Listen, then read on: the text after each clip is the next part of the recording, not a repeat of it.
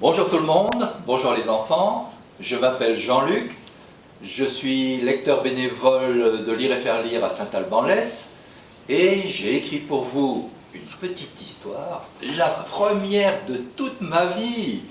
Et cette histoire, je l'ai appelée Miko le petit manchot. Au pôle sud, sur un immense continent recouvert de glace, qui s'appelait l'Antarctique et où il faisait très froid, vivait un petit manchot qui s'appelait Miko.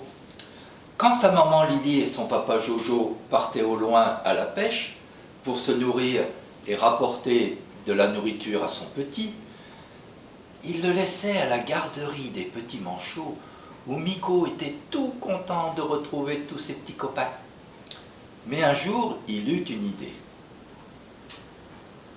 Je ne suis plus un bébé et je veux aller à la pêche moi aussi.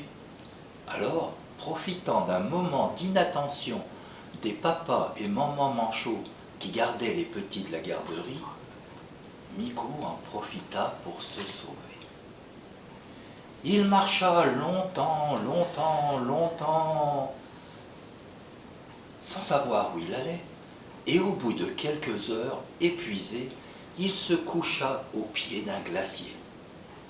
Quand il se réveilla, il ne savait plus du tout où il était, et il eut peur. Alors, il se mit à pleurer, à crier, « Papa, maman, au secours, au secours !»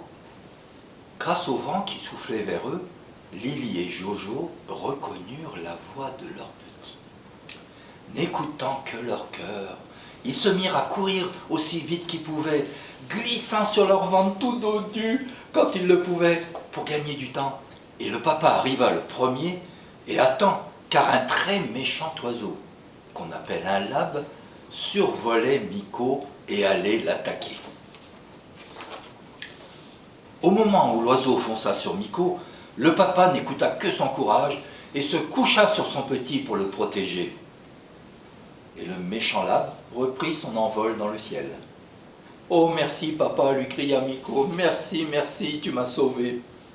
Lily, la maman, alors, arriva tout essoufflée et serra trop fort son petit contre elle, car de loin, elle avait vu tout ce qui se passait.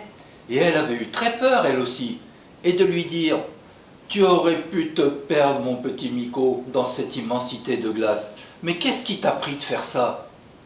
Le papa lui dit aussi « Ce n'est pas bien ce que tu fais, Miko, et pas prudent surtout.